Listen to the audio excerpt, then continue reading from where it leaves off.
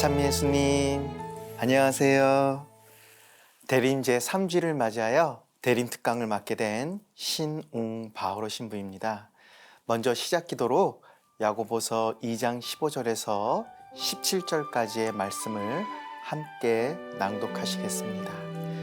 성부와 성자와 성령의 이름으로 아멘.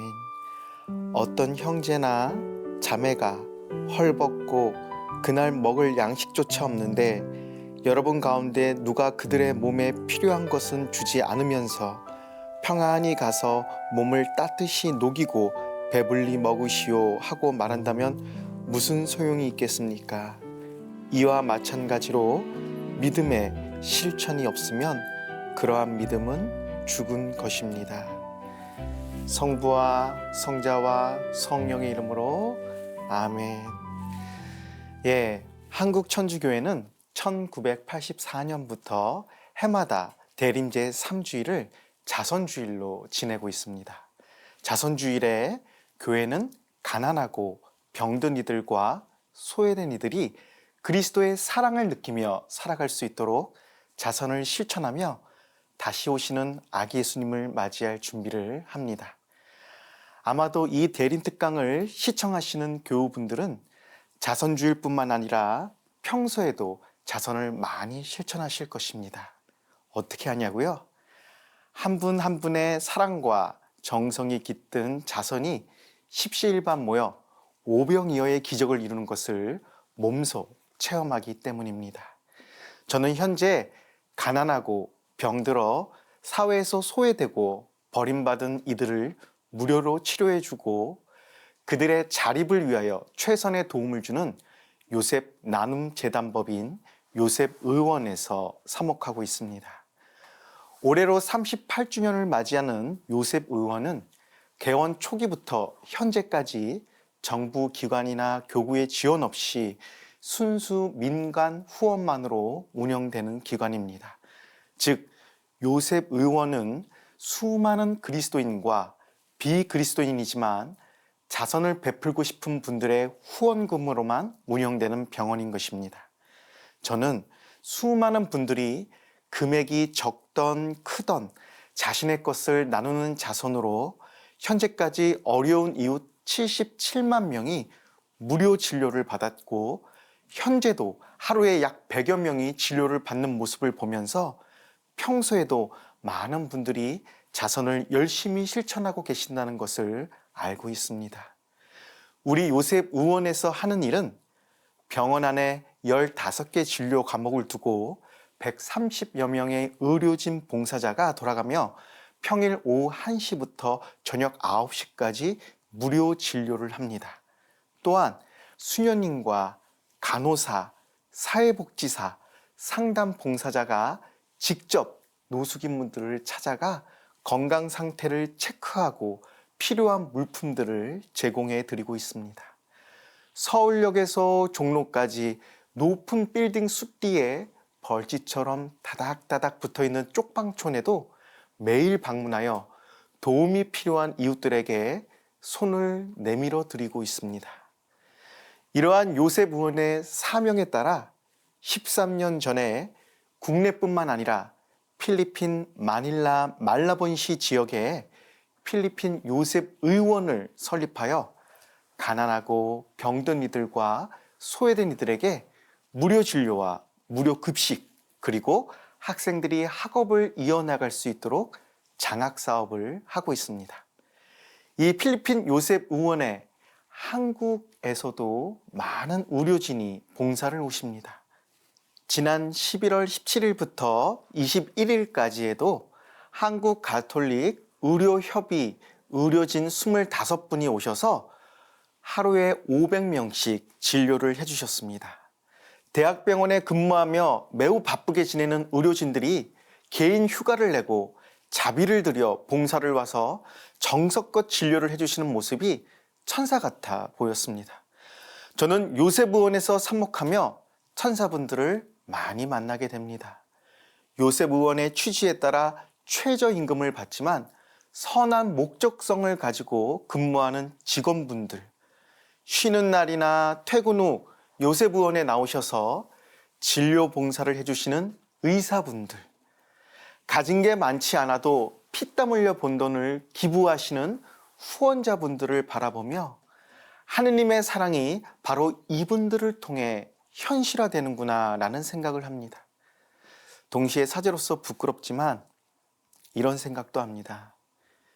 요셉 의원의 도움을 받는 수많은 분들이 자신의 삶을 개선하려고 노력하지 않고 늘 똑같이 살아간다면 우리의 자선은 무슨 의미가 있는 것일까? 아무리 노력해도 불우한 이웃들은 줄지 않고 빈부의 격차는 늘어난다면 우리의 자선은 세상에 아무런 도움이 되지 않는 것일까? 라는 회의적인 생각도 드는 게 사실입니다. 제가 지난 추석 때 병원에서 만난 37살 청년 이야기를 해드릴게요. 서울역 근처 길벗 사랑공동체라는 노숙인들을 돕는 공동체에서 노숙인들을 돌보다 젊은 청년이 노숙하고 있는 것을 안타깝게 여겨 나라에 주거비를 신청해줘서 쪽방촌으로 거처를 옮겨주었고 도시락을 제공해 주었습니다. 그런데 이 청년이 7월부터 3개월 동안 방 안에만 틀어박혀 술만 마시기 시작한 것이었습니다. 추석 연휴가 다가와서 찾아가도 얼굴을 전혀 내비치지 않자 뭔가 이상함을 눈치챈 길벗 공동체 회원분들은 청년의 방문을 따고 들어갔습니다. 방 안에는 35kg의 뼈만 남고 복스는 가득 차 다 죽어가고 있는 청년이 의식을 잃고 쓰러져 있었습니다. 주변에는 2리터짜리 빈 소주 페트병이 120병이 있었다고 합니다. 일단 청년을 살리기 위해 우리 요셉 의원으로 데리고 왔고 요셉 의원 원장님이 진단을 하자마자 매우 심각한 상황이기 때문에 요셉 의원에서 책임을 질 테니 당장 보람의 병원으로 가서 치료를 받을 수 있게끔 연계를 해 주었습니다. 그렇게 그 청년은 잘 치료를 받고 퇴원하여 건강을 되찾고 있고 중요한 것은 퇴원 후 현재까지 술을 완전히 끊었다는 것입니다. 또한 한 달 전부터 예비자 교리를 받고 있으며 미사도 빠지지 않는다고 합니다. 더 나아가 길벗 공동체 회원들과 함께 청소와 이불 빨래, 봉사를 다니고 있고 몸이 더 좋아지면 작은 일이라도 시작하려는 희망을 가지고 있다고 하였습니다. 특히 요셉 의원에서 입원 치료비뿐만 아니라 현재까지 외래 치료비까지 지원을 해주셔서 다시 살아날 수 있었다고 대단히 감사한 마음을 가지고 있었습니다. 저는 이 37살 청년이 죽다 살아나 하나님을 만나서 삶의 희망을 가지고 감사한 마음으로 살아가는 모습을 옆에서 바라보며 우리들의 도움으로 정말 한 생명을 부활시킬 수 있구나를 체험하였습니다. 그럼에도 불구하고 저는 또 한 번 하느님께 회의적인 질문을 솔직하게 던집니다. 하느님, 지금까지 우리 요셉 의료원에서 치료받은 77만 명의 환자분들 중 과연 몇 분이 저 청년처럼 하느님을 만나 부활의 삶을 살고 있을까요? 아마도 새로운 삶을 살고 있는 분들은 아무리 높게 잡아도 77만 명의 0.001%도 안 될 것 같은데요. 이렇게 무조건적으로 지원을 해주는 것이 정말 이 사회에 필요한 자선일까요? 이러한 저의 질문을 하루 일과를 마치고 잠자리에 들기 전 복음 묵상과 양심 성찰 기도를 하는 중 반복해서 이루어졌습니다. 하루는 똑같은 질문을 던지고 가만히 눈을 감고 말씀에 머무르고 있었는데 주님께서 바오로야, 왜 그들이 바뀌어야 하느냐라고 되물으시는 것입니다. 저는 아니 주님, 후원자분들이 힘들게 벌어서 좋은 마음으로 내주신 후원금으로 이 환자들을 돕고 바쁜 의료진들이 자신의 시간을 내어 무료 진료를 해주는데 환자들이 전혀 바뀌지 않는 모습으로 산다면 밑빠진 독에 물 붓기 아닙니까? 라고 대답하였습니다. 그러자 주님은 이렇게 말씀하셨습니다. 바오로야, 원래 내 사랑이 밑빠진 독에 물 붓기라는 걸 몰랐단 말이냐. 내 사랑이 그렇지 않다면 너가 오늘도 사제로 하루를 마감할 수 있다고 생각하느냐. 그리고 요셉 의원에 후원해 주시는 분들과 봉사해 주시는 분들 역시 환자분들의 변화가 있어야 한다는 가정하에 자선을 베푸는 것이라 생각하느냐. 그들은 나를 사랑하기 때문에 나의 말을 조건 없이 따르려는 것이고 그들의 자선은 자신들을 죽음에서 구해내고 자신들의 죄를 씻어줄 것이다. 그렇게 저는 기도 중 하느님의 목소리가 울리는 내면의 성소인 양심을 통해 그분의 사랑과 진리의 음성을 듣고 이렇게 외칠 수밖에 없었습니다. 주님, 이 어리석은 사제를 일구어 주심에 감사드립니다. 저는 기브앤테이크적인 세속전 사랑의 기준으로 자선을 베푸는 이들과 자선의 혜택을 받는 이들을 바라보았습니다. 당신의 무조건적인 아가페적 사랑이 저에게는 너무나 신비로워 알지 못하는 일들을 이해하지도 못한 채 짓거렸습니다. 저는 이제야 깨닫습니다. 가난하고 약하고 소외된 이들에게 자선을 실천함으로써 자선의 혜택을 받는 사람들의 삶의 조건에 대한 개선에 주목하는 것이 아니라 자선을 실천함으로써 변화되어지는 나의 모습에 주목해야 한다는 것을. 그렇게 양심성찰 기도를 마친 후 마테오복음 25장 40절 너희가 내 형제들인 이 가장 작은 이들 가운데 한 사람에게 준 것이 바로 나에게 준 것이다 라는 말씀과 토비기 12장 9절 자선은 사람을 죽음에서 구해주고 모든 죄를 깨끗이 없애준다 라는 말씀을 묵상한 후 기쁘고 감사한 마음으로 잠이 들었습니다. 이처럼 저는 신앙 안에서 자선을 통해 내가 변화되어지는 것에 주목해야 된다는 것을 깨닫게 되었는데 최근 논문을 쓰다 보니 심리학 연구에서도 똑같은 실험 결과가 나왔다는 것을 알게 되었습니다. 캐나다 브리티시 컬럼비아 대학과 미국 하버드 경영대학원 공동 연구팀은 2008년 미국의 과학저널 사이언스 3월호에 행복해지려면 자신보다 남을 위해 돈을 쓰라는 연구 결과를 냈습니다. 이 연구는 미국 성인 630명을 대상으로 개인의 수익과 소비 행태가 행복에 미치는 영향을 조사했는데 그 결과 수입에 상관없이 자기를 위해 돈을 쓸 때보다 선물, 기부 등 타인을 위해 돈을 쓸 때 사람들은 더 큰 행복감을 느끼는 것으로 나타났습니다. 또한 연구팀은 조사 대상자들의 수익과 개인적 지출과 사회적 지출로 나눈 월별 지출에 따른 행복감을 조사한 결과 사람들이 느끼는 행복감의 정도는 얼마를 버느냐가 아니라 어떻게 쓰느냐에 달려 있었다고 합니다. 이 연구의 몇 가지 실험 중 한 가지만 말씀드리면 아침에 직장인 46명을 만나자마자 그들의 행복 수치를 측정한 다음 그들에게 $20가 든 봉투를 나눠주었습니다. 이것을 A그룹에게는 스스로를 위하여 사용하게끔 하였고 B그룹은 다른 사람을 위하여 사용하라고 하였습니다.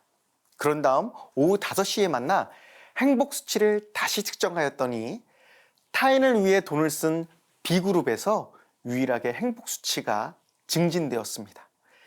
$20가 너무 적어서 그런 결과가 나왔나 싶어서 $50로 높여서 똑같은 실험을 하였는데 결과는 동일하게 나왔습니다. 연구를 주도한 엘리자베스 던 심리학 교수는 일상적인 지출에서 약간의 변화를 주는 것만으로도 우리의 행복감을 높일 수 있다며 갖고 있는 것이 많든 적든 조금이라도 남을 위해 쓰는 것이 중요하다라고 설명하였습니다. 이처럼 우리는 자선을 실천하는 것이 생명을 선택하는 길이고, 죄로 인해 혼탁해진 나의 영혼을 정화시킬 수 있는 방법이며, 감사한 마음으로 현재를 행복하게 살아가고 내일에 대한 희망을 꿈꿀 수 있는 하느님의 사랑의 계명이라는 것을 알 수 있습니다. 그런데 저는 여기에서 기도 중에 다시 한번 하느님께 이런 질문을 하였습니다. 하느님, 그런데요, 자선이 이렇게 자선을 실천하는 사람에게 좋은 점에만 초점이 맞춰져 있으면 너무 이기적인 자선 아닌가요? 자선의 대상은 가난하고 약하고 소외된 이들인데, 그들에게 있어서 우리의 자선은 어떤 의미인 것일까요? 저는 한 달 전부터 쪽방촌에 거주하는 20대, 30대, 40대 젊은 청년들을 직접 찾아가 상담을 해주고 있습니다. 자신의 과거를 서슴없이 이야기하는 친구도 있고, 아직은 제가 내미는 손이 부담스러운 친구도 있습니다. 하지만 어떤 아픔을 가진 청년이든 마음을 여는 속도가 다를 뿐, 그들의 있는 그대로의 모습을 존중하고 진심으로 경청하는 태도로 다가가니 자신에 대한 이야기를 조금씩 꺼내기 시작하였습니다. 제가 만나뵌 분들을 보았을 때 자이든 타이든 가족을 등지고 혼자 외로이 살아가는 사람들의 공통점은 남녀노소를 불문하고 어렸을 때부터 부모님과의 관계가 좋지 않았다는 것입니다. 어렸을 때부터 부모님께 최소한의 의식주를 제공받지 못했거나, 애초에 태어나서부터 부모와 이별해야 했던 사람도 있고, 부모님의 폭력을 피해 도망쳤거나, 중학교 때부터 아르바이트를 하며 부모님의 빚을 갚아야 했던 사람도 있습니다.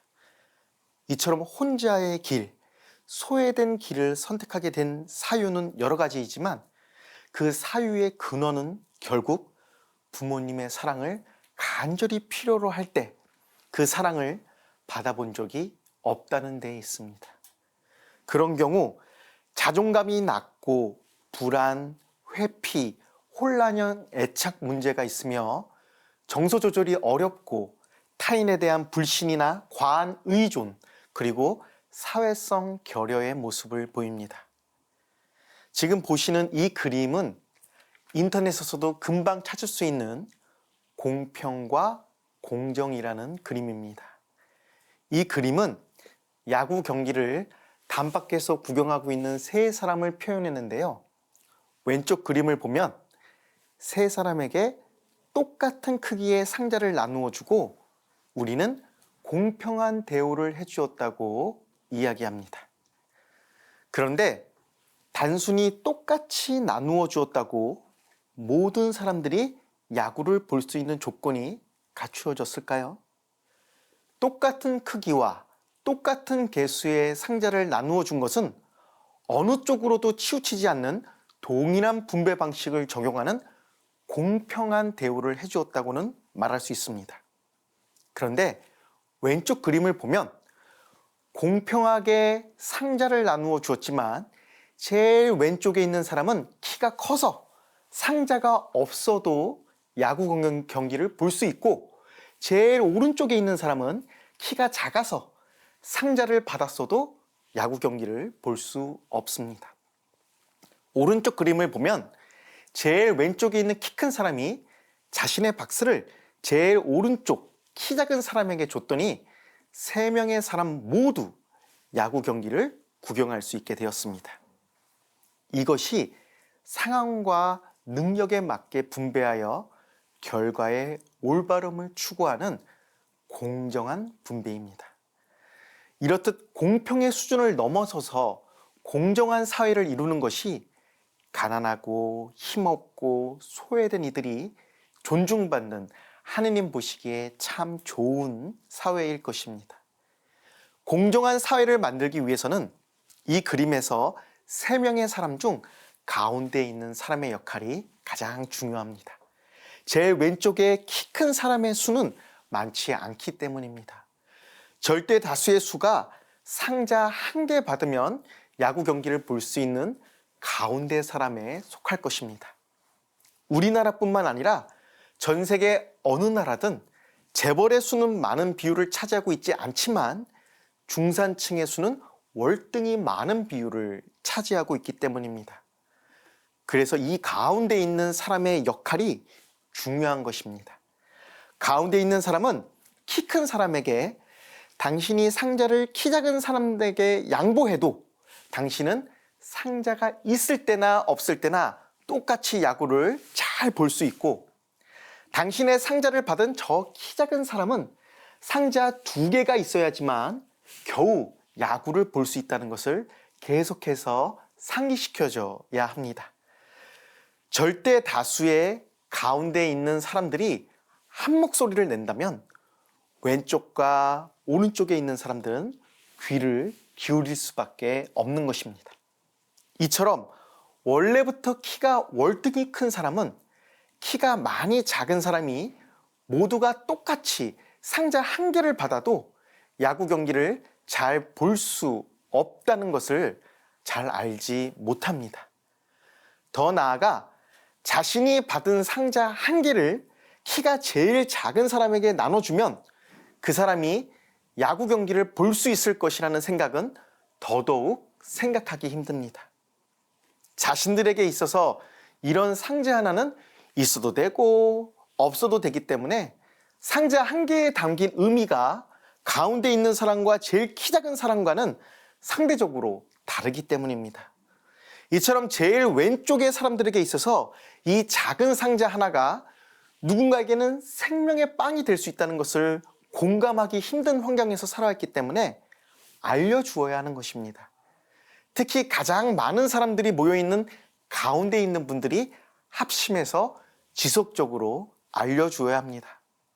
그뿐만 아니라 가운데 있는 사람은 오른쪽에 키 작은 사람이 자신과 같이 상자 하나만 받으면 야구 구경을 하지 못한다는 사실을 빨리 알아차려야 합니다. 그러려면 평소에 더 많은 관심을 가져줘야 하겠죠. 그리고 어떻게 하면 상자를 하나 더 얹어줘서 나랑 같이 야구 경기를 보게 해줄 수 있을까를 고민하고 내가 할 수 있는 도움을 주어야 합니다. 예를 들어 모든 상자의 높이가 1m라고 한다면 가운데 있는 사람이 한 개의 상자 위에서 담장에 턱을 걸치고 야구를 보았다고 생각해 봅시다.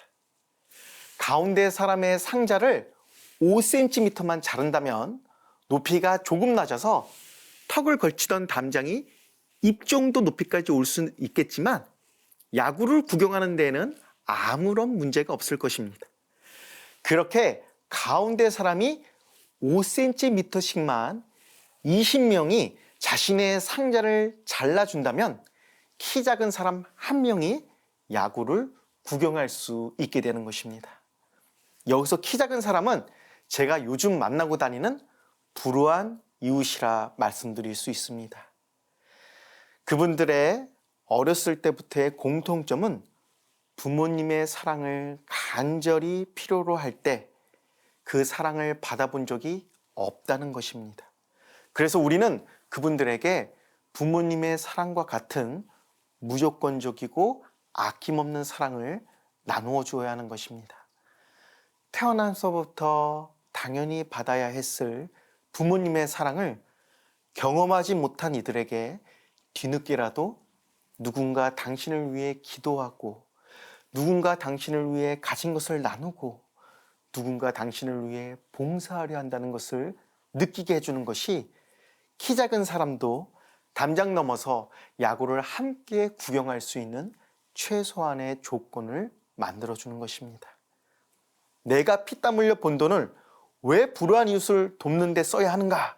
라는 생각이 드신다면 그렇게 타인을 위하여 내 것을 나누는 삶을 살았을 때 나의 삶이 더욱 행복해지고 감사해지기 때문이며 가장 작은 이들 가운데 한 사람에게 준 것이 바로 사랑하는 예수님에게 해드린 것이기 때문입니다.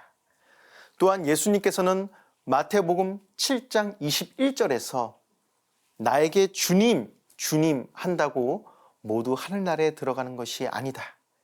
하늘에 계신 내 아버지의 뜻을 실행하는 일에야 들어간다 라고 말씀하셨는데, 아버지의 뜻은 신명기 15장 7절 가난한 이가 있거든 가난한 그 동족에게 매정한 마음을 품거나 인색하게 굴어서는 안 된다. 오히려 너희 손을 활짝 펴서 그가 필요한 만큼 넉넉히 꾸어줘야 한다라는 말씀처럼 가난하고 약하고 소외된 이들에게 자선을 베푸는 것이기 때문입니다. 지금까지 자선을 왜 해야 하는지, 어떻게 해야 하는지에 대해 여러분들에게 말씀드렸습니다. 그런데 이렇게 자선에 대해 대림특강을 준비한 저는 자선에 대해 알면서도 모르겠습니다. 그리고 매일 자선과 관련된 사목을 하면서도 이 자선을 언제까지 얼마나 해야 하는지 자선에 대한 확신이 들 수 있는지도 모르겠습니다. 그런데 중요한 사실은 저 같은 미숙하고 어리석은 신부가 그러한 생각을 갖는 것은 그렇다 쳐도 하느님의 뜻에 완전한 일치를 이룬 성인들도 삶 자체가 자선일수록 하느님의 부재를 느끼는 영적인 어둠 밤을 오랫동안 걸었다는 것입니다. 대표적인 예가 20세기 가장 위대한 성녀라고 불리우며 1979년 노벨 평화상도 받고 1997년에 선종하신 다음 19년 만에 성인으로 선포된 빈자의 어머니 마더 데레사 수녀님입니다. 1981년, 82년, 85년에 걸쳐 3번이나 우리나라에 방문하셨던 데레사 수녀님은 향년 87세로 선종할 때까지 45년간 인도의 콜카타 지역에서 빈민과 병자, 고아들을 위해 헌신하였습니다. 그렇게 반세기를 오직 인도에서 가장 낮은 이들과 함께 하셨던 데레사 성녀는 그 반세기만큼 하느님이 부재하시는 것 같은 어둠을 체험하였습니다. 그녀는 페리의 대주교에게 보내는 편지에서 자신의 심정을 이렇게 표현했습니다. 이 어둠은 너무나 깊고 저는 혼자입니다. 하느님은 저를 원하지 않으시고 저를 버렸습니다. 사랑을 갈망하는 마음의 외로움을 견딜 수 없습니다. 제 믿음은 어디로 갔을까요? 깊은 바닥에서도 내면엔 공허와 어둠밖에 없습니다. 저의 하느님, 이 알 수 없는 고통이 괴롭습니다. 하느님은 저를 사랑하신다고 들었습니다. 그러나 어둠과 차가움, 공허가 너무 커서 아무것도 제 영혼에 와닿지 않습니다. 또한 데레사 성녀가 하느님 부재의 고통으로 괴로워할 때 예수님께 이렇게 푸념한 적이 있습니다. 당신은 나를 보고 계시는데 나는 당신을 볼 수 없습니다. 어떻게 자비하신 예수님이 이런 불공평한 일을 허락하실 수 있는지 이해가 안 갑니다. 만일 저는 당신을 볼 수 있고 당신은 나를 볼 수 없다면 주님은 이것을 기뻐하시겠습니까?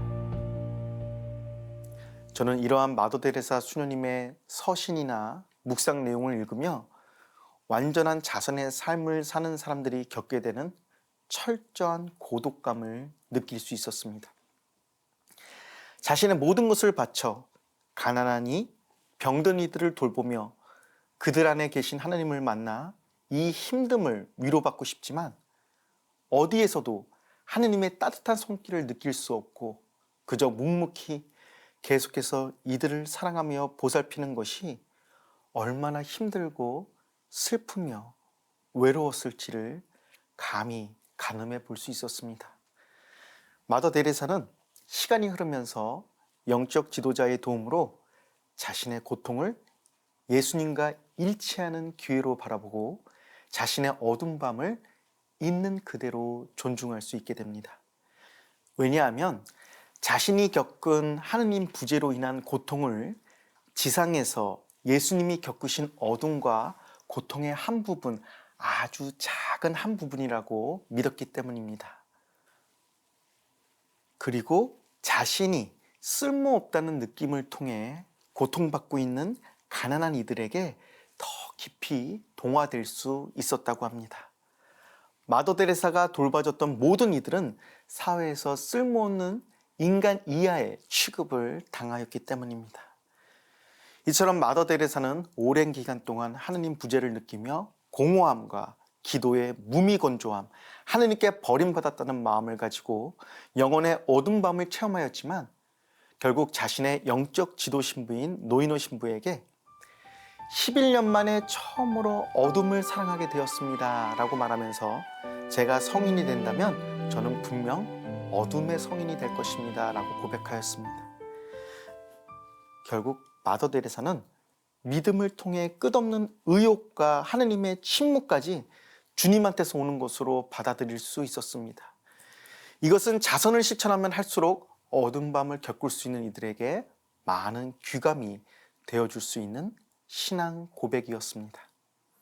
마더 데레사와 같은 어두운 밤은 아니지만 평생 자선을 실천하며 느꼈던 고뇌와 좌절, 그러나 끊임없는 노력과 그로 인해 얻게 된 희망을 하느님께 감사와 찬미로 고백하는 평신도가 계십니다. 바로 제가 사목하고 있는 요셉 의원을 설립하신 선우경식 선생님이십니다. 저는 이분에 대해 알고는 있었지만 요셉 나눔 재단에 부임한 후 이분의 삶을 자세히 들여다보니 참으로 존경스럽고 본받고 싶고 하느님의 뜻과 완전한 일치를 이룬 삶을 사신 21세기 대한민국 빈민의 아버지라 칭해드리고 싶습니다. 그는 가톨릭대 의대 출신으로 미국으로 건너가 뉴욕에서 의학 공부를 마친 후 종합병원 내과 과장으로 있을 때인 1980년대 초 신림동 달동네의 무료 주말 진료소에서 의료 봉사를 시작하였습니다. 이때 주말 진료의 한계를 절감하고 어려운 사람들을 위한 상설병원 설립의 필요성을 느껴 당시 뜻을 같이 하는 사람들과 힘을 합해 병원을 개원하였습니다.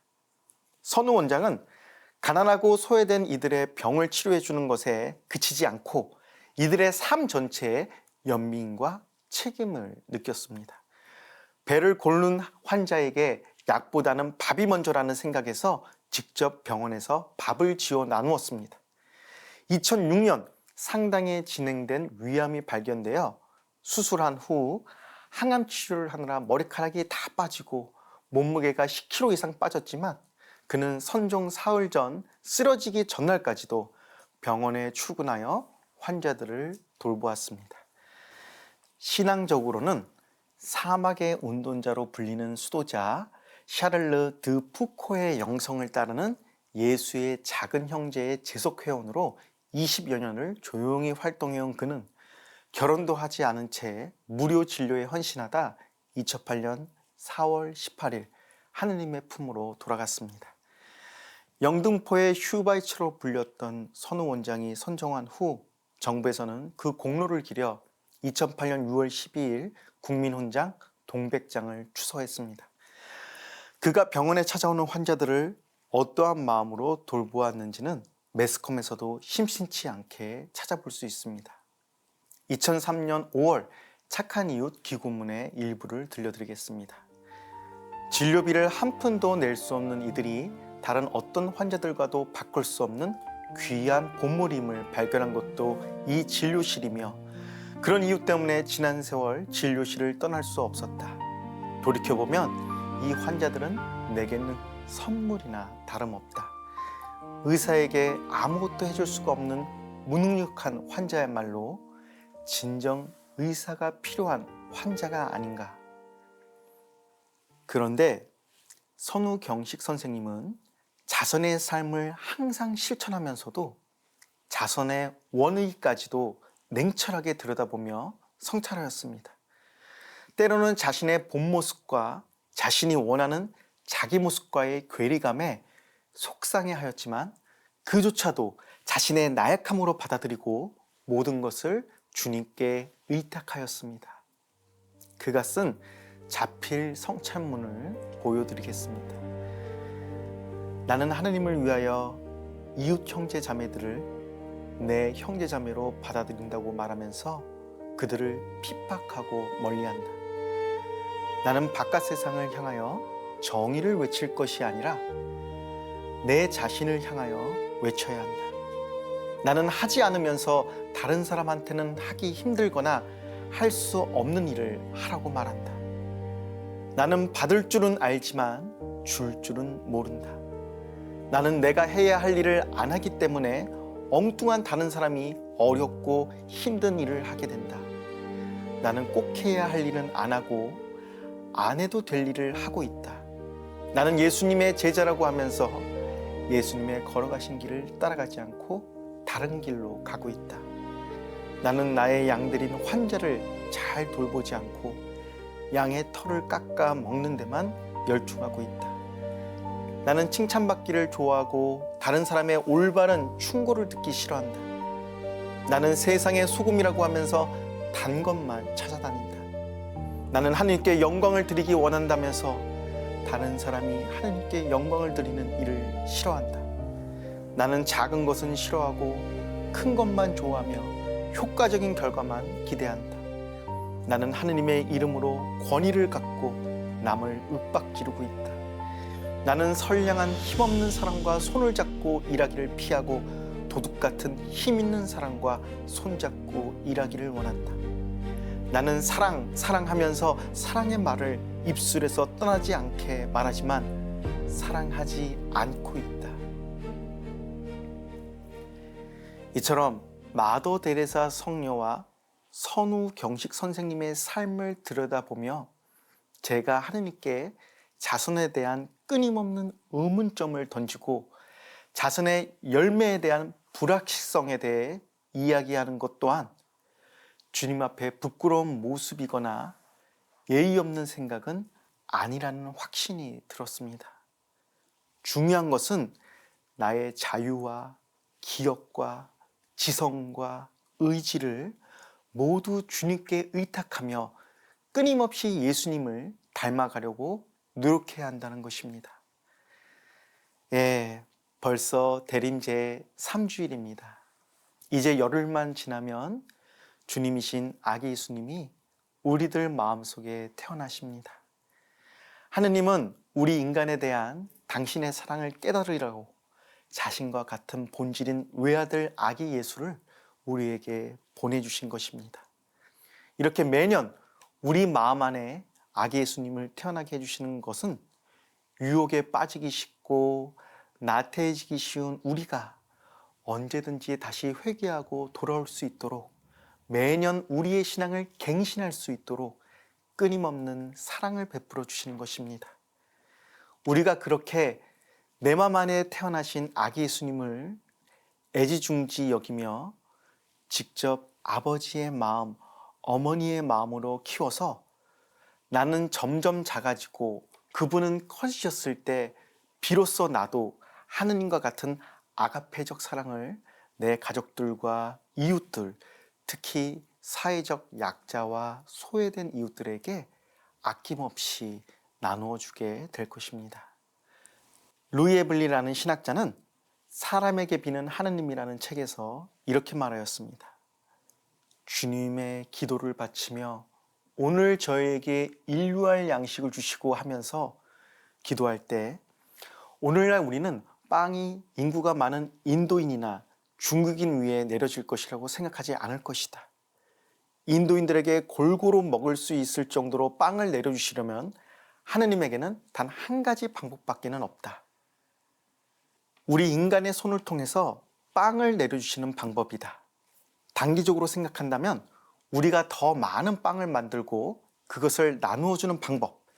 장기적으로 생각한다면 우리가 그들의 생산물을 타당한 가격으로 사들이거나 낮은 금리로 장기 대출을 해주어 그들이 자급자족하도록 돕고 그들을 가르쳐 분별 있는 인구 정체를 펴도록 돕는 방법이 있을 것이다.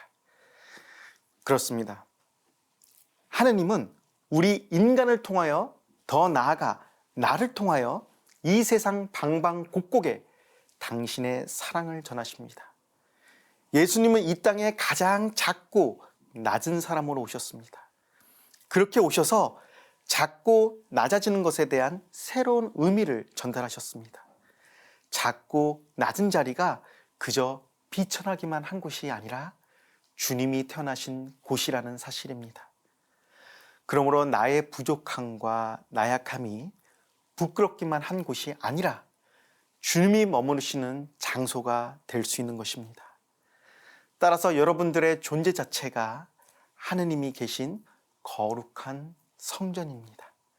그러므로 하느님 보시기에 너무나 부끄럽고 혼탁한 나의 마음을 회개와 자선으로 깨끗이 하여 나의 보호가 없으면 안 될, 전적으로 나에게 의존해야 할 작고 힘없는 아기로 태어나시는 주님을 품에 안으십시오.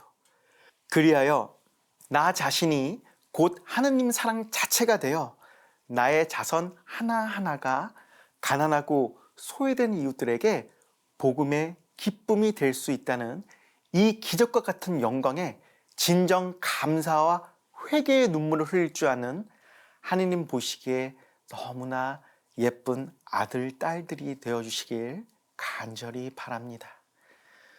우리의 간절한 바람이 보호자이자 인도자이신 성령의 은총으로 다 이루어지길 바라며 마친 기도로 요한복음 14장 15절에서 17절까지의 말씀을 함께 낭독하겠습니다. 성부와 성자와 성령의 이름으로 아멘. 너희가 나를 사랑하면 내 계명을 지킬 것이다. 그리고 내가 아버지께 청하면 아버지께서는 다른 보호자를 너희에게 보내시어 영원히 너희와 함께 있도록 하실 것이다. 그분은 진리의 영이시다. 세상은 그분을 보지도 못하고 알지도 못하기 때문에 그분을 받아들이지 못하지만 너희는 그분을 알고 있다. 그분께서 너희와 함께 머무르시고 너희 안에 계시기 때문이다. 성부와 성자와 성령의 이름으로 아멘. 감사합니다.